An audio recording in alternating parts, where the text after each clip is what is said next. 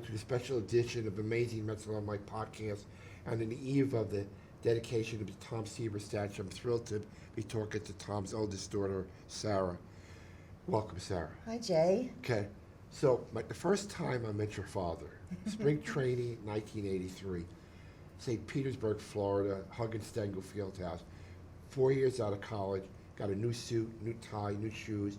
Your father was in a whirlpool. I said, Mr. Seaver, I'm Jay Horwitz, the new Mets PR guy. I'm thrilled to meet you. Come closer, kid. I can't hear you. 2 steps closer, got the hose, put down my pants. My first interview with your dad, my suit got soaked. I ruined my shoes, and that was my introduction to Tom Seaver. Does that surprise you? That does not surprise me at all. This is the man who raised me. I was raised with practical jokes, teasing. He loved that. If you were standing by the edge of a pool or a lake or a dock, you knew if he walked by, you were going in the water. He was just fun and a little naughty. And he would push you in the water, and then you'd have that high-pitched laugh, the Tom Seaver laugh and giggle. He had a devilish sense of humor. He did. Yeah, I mean, he really did have a great sense of humor. And so I was really only with as a player in 1983 when he came back. Right. Were you at the second homecoming and all? I forget. Oh my gosh, yes. Yeah. I got chills thinking about it. April 5th, 83. He walks from the bullpen against the Phillies. He stopped to give the ball to a handicapped kid in the outfield. Yeah. Crowd went crazy. What do you remember about that day? I remember being absolutely overwhelmed. We had spent the few years prior in Cincinnati, going to all of his starts, and I was used to his applause when his name was announced. I was completely unprepared for the reception, for the love that was in that stadium that day. We all just broke down in tears. And the pitcher he would walk in a tunnel. Remember, Shade had a tunnel, but he walked through on the mound and 6 shutout innings. I know he had a bad leg that day too, if I remember. He wasn't completely healthy, but the Mets won, 2-0. So let me go to the statue. I know your family had a lot of input in. What changes did you make? Did you do anything with the statue, or what was your main take on the statue? William, the sculptor, is really, really a lovely man. He's an amazing man. And I was lucky enough to go down with the team from the Mets to see his studio, to visit the studio, which was a huge thrill. Dad would have loved that. He would have loved to meet William and to have seen his process, the way he works. But it was really, so I haven't seen the finished product. Right. But I did see it while it was in William's studio, in the clay form, and it's something to behold. There's no mistaking who it is. Let's put it that way. It's knee on the ground and everything. Close, very. Yep. I'm not going to tell you anything. No. I'm not. Mum's the word.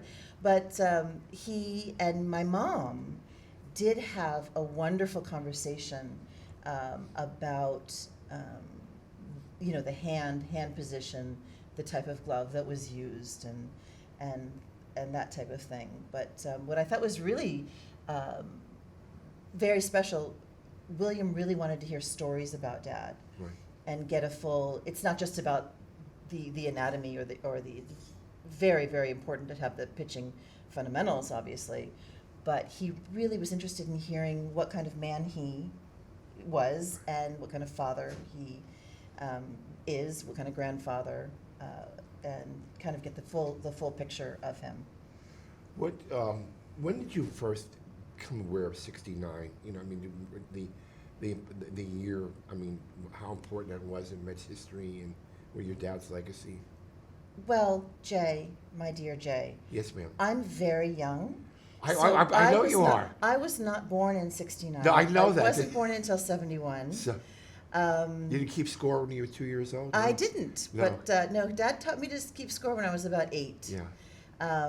But no, I was not there at '69. It just, I don't know when I became aware of it. it was just kind of always part of Dad's job, Dad's work. He was not one to brag or gloat. He was always one about to talk about, focus on, concentrate on what was next. And we did have these beautiful artworks. We didn't know what they were. They're called Cy Young Awards. They hung in the off the dining room, and we didn't know what they were, but we weren't allowed to touch them as kids, or even now we're not allowed to touch them. But I think I knew that that 1969 was important because of the Cy Young Award, Right. and then 1973 and 1975. Those were important years, only because those awards hung there. But it wasn't it wasn't something that he bragged about or talked about. I was fortunate enough to get a tour of the house and the vineyards Out in California. in California, and I walked around with the dogs and the vineyards, and they showed all the stuff and everything. And are you surprised how he went into the wine stuff? I mean, he dedicated as much to the wine stuff as he did to pitching. Not that the same kind of zeal and stuff, right? Absolutely. He was. So how old was Dad when he retired from baseball? Good. 40, early 40s, right? Early 40s, yeah. And he knew right away that he would need to find something to. He was just. He had this amazing drive to excel, to do whatever, to throw himself into whatever he was doing, and to do it to the very best of his ability. If you're going to bother doing it, do the best you can. And so after he retired, he immediately knew he needed to do something, find something that would channel sort of that passion and all that energy that he had. And I went away to college and came back for a break, and he had basically flattened or completely ripped up the backyard and decided to create a walking garden in the backyard. I don't know how Mom didn't want to strangle him, but he always had to have these big projects and big visions. And being from California and the son of a farmer, my granddad was a great farmer. He had fruit trees, all sorts of fruit trees, and asparagus patches in the backyard in Fresno. And so I think it was just a natural progression. I used to speak to him about once a week, in Walton, and the most excited he ever was, Jay, I made the cover of Wine Spectator. I mean, this guy's been on 9 million Sports Illustrated covers, and he was so proud of the fact he was on the cover. I never heard him so excited that day when he was there. No, he wanted the wine to be good. Yeah. He didn't want to sell it on his name. Right. That's why the company is GTS and not, wasn't Seaver at the beginning. And he really wanted the wine to stand on its own. So he was very, very proud of it. Very, very proud of what the winemaker had done. So I started thinking, one of my jobs in 1983 was I had to have the New York Times crossword puzzle on his desk every morning. And if I didn't, that would be the end of it. And Right. did he do that? Was he the only one in the family who did that, or? The crossword puzzle? Yeah. Always. Yeah. Always. Yeah, he loved games. Had the crossword puzzle became a group activity. If we suggested the wrong word, he would tease us mercilessly. And actually, when I went to college, we would call each other, and talk about, okay, well, I'm stuck on, 9 down, and kind of do it over the phone. Even when we were on the road, can I borrow your Times? I remember times like 8 o'clock in the morning. I need the Times in my room right now. Right. and you, speaking of scoring, I read someplace you kept score of the no-hitter in Cincinnati, right? I did. I I did. That's when you first taught me. Yeah. I remember we were in Cincinnati, we were out on the back deck. We lived along a golf course in Mason, Cincinnati. And we were sitting out there, and he was sort of having his coffee or whatever, and taught me how to keep score. So that was the first day. Mom was annoyed because we had to go and buy a scorecard. And, she wanted to get to the seat, and I had a fuss, and I needed the scorecard, and that was the first time I ever kept score. Do you have that scorecard still, or? Mom does somewhere. I don't Yeah. know where it is, but she has it. You She know, has it. what? Looking back, it was. is it sunk in? I'm sure in time what he's meant to the city in New York and to the Mets. Your dad. I mean, Yes, it's hard. It's hard to believe it, but it's just like that day in '83 when he walked out on the Right. field and we heard the roar of the crowd, and it's overwhelming. It's very, very touching, but it's something. You know, he was always just dad to us. Yeah. He never acted like a movie star or a You know, hero. I've been in the game like 40 years too. Mhm. I've found that with a lot of Hall of Famers. To me, he's one of the most unassuming quote superstars that you ever would meet. He always, when he came to the offices, said hello to secretary, said hello to telephone Yeah. operator. Never snubbed anybody. I mean, the people, the average, or loved him because he never, he would have crack a joke, but he would never, look down on anybody. Right. You know. It's funny that you said that. I met with an old teacher of mine. He was my soccer coach and my softball coach, a wonderful man named Richard Charamonte when I was young in school out in Greenwich. And I had dinner with a group of people. He was there, and he said, when my dad would come to the game, he, as the coach, would be a little uneasy and a little nervous about it.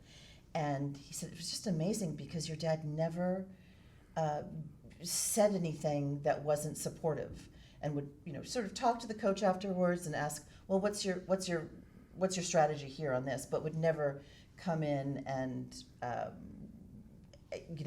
override him at all. Was just there to support the coach and the team, and he was very proud of what he had done. Dad was very proud. But he was always humble, and he was always interested in what other people were doing and the continuing of the sport and the art and spreading the love of baseball to new generations and to, How You know what I happy do mean? you think he would be that Gil Hodges finally made it to the Hall of Fame? Oh, God. I know he was always on. I mean, he was disappointed Yeah. he never could get it done. It worked out. I know with the Marines, the bonding of everything. I mean, did you? I mean, we were 2 years. You didn't really because Gil died. No, I didn't know Gil. Gil died in '72, but all Tom just spoke so glowingly and how held the team together, and I mean, it was a special bond between the two of them. It was really very much a father. He was very much a father figure to Dad. Dad absolutely loved him, and for the rest of Dad's life, would really get choked up anytime he would talk about Gil. He absolutely loved Gil, and I know that Dad would be over the moon, and he would say it's about time. He was on the ballot 34 times before he got in, and it was, I mean, and I know Tom was always on the committee, he was always disappointed. He couldn't sway the votes, and it was just tough. Do you follow this, baseball? What's your favorite sport? I know you live out in Washington. Personally? Yeah. Tennis. Come on. Tennis? Oh, yeah. Big tennis player. I see a lot of youth baseball and a lot of youth football. I have 3 teenage sons. Tell me they about were your grandsons, your sons. My sons? Yeah. Well, I have a nephew. Yes. So I count them as 4 sons, but I have all 3 of my boys played baseball for all of their childhood. And they were 41, right? They tried to wear. Always, yeah, always wore 41. Or if the team didn't have the number 41, they would have a 4 or a 1-4 for Gil Hodges. But they would always try and pick, someone that was close to Dad or someone or Dad's number. But it was generally 41. It was very strange to see my son William wear a Little League Yankee uniform. That can't happen. With a 41 on it. I thought, Right. oh my gosh, we can't. Yeah, don't let Jay know this. Yeah. But you play tennis. You still playing tennis? Yeah. We play a lot of tennis. Mom played a lot of tennis.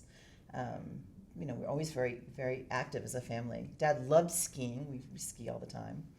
Going back to the sense of humor, we talked about before. Your family nickname for me was Horrible. Horrible Horwitz. Yeah, Well, it just flows right off the It tongue, does. right? It was always a sign of affection, and I always, Yes. love to do that. But do you? What was I going to say? Are you looking forward to tomorrow? I am. I am. I know it's going to be a very emotional Right. day for everyone, for my family, but also for everybody. But I am. I'm very much looking forward to it, and I believe Dad will be with us every minute of it. I spoke to Jerry Kuzman later. You know, Yeah. Jerry can't travel anymore. Right. He's got bad knees, and he Right. wishes he could be here. But just the affection, like guys like Matlack and Kuzman, you know, there was never any competition between the three of them, and they just respected your father so much, and they learned from him. And you know, Jerry Grody told me a story once. You know, when Dad was rookie of the year in '67, and in '69 the team got to 18-18 for the first time, and they were celebrating. And your father said, "Let's call it, guys. I didn't come here to be a 500 pitcher on a 500 team." And he just set the whole mentality of the team. It would just, you know, in 5 of the first 7 years, Mets lose over 100 games. Tom comes, 67 Right. rookie of the year, changes when Gil gets here. But, you know, one player just changed the whole mentality of the franchise. Imagine what happened. We didn't win the lottery that year. Well, I have to tell you that's exactly who my father was, and that's what I can talk to is the, you know, being his daughter. But he absolutely joined a team not to be a 500 Right. team, to win more. I would come home, and he would always ask, "Well, what'd you get on the test today?" And I'd say, "Okay, well, you know, I got a 90." He'd say, "Great. What'd you get wrong?" Yeah. Because it was still an opportunity to learn more. What could you do better? That's what it was exciting to him, right? What can we do next? What can we do to move this forward? And of course, I took it, you know, as assuming he would be disappointed, but he wasn't. He was like, "Great, let's look at the questions you got wrong, because that's where the excitement is. That's where the fun is. That's where we can be better." Was he a strict father, Sarah? No. No. No, he was not. But I was angelic. I was just the perfect daughter. I can Of imagine. course, yeah. Do you- No, he was very regimented. You know, especially on game days, right? He would have his food at a certain time. He would have his nap at a certain time. He always napped before the game. But no, he was. I wouldn't say he was particularly strict. He was a lot of fun. You know, one story tells you what kind of guy he was. I don't know, do you remember a woman who worked for him named Shannon Ford? Yeah. You know, I don't think I ever met her, but I of course know who she is. So, Yeah. right after, you know, your dad and her, Shannon, really bond together. He'd always spend time with her. So when she passed away from cancer, your dad took the time to call her mother and father, which was great. You know, I mean, it just shows you, you know, here's Tom Seaver getting the phone, Mr. and Mrs. Ford and Dalton. Sorry about your loss of your father, which was great, and just Right. made their day. And then in a nutshell tells you all the wins are great, Cy Youngs are great, blah, blah, blah, blah. That kind of stuff to me typified what Tom Seaver was about. He was a really, really loving father, loving man, his loving friend. He was terrific. Well, I appreciate your time. I'm proud to say he was my friend. Yeah, He's my well, friend. he loved you, and even though Mom calls you horrible Horwitz, No, I- Mom loves you too. I know. You know, I thought it was kind of funny. It rhymes. Imagine if I had a different name. It could Horrible Smith wouldn't rhyme, right? no, and that's the way the family was, Right. always teasing each other, and Yeah. that just meant you were part of the family. Well, you know, Yep. well, thank you for the time, Sarah, and look forward to seeing Absolutely. everybody tomorrow. Okay, yeah, can't wait. Thank you. I appreciate it. Yeah, Thanks, Sarah. thank you. Bye. Love you, Jay. Love you too, Sarah. Bye.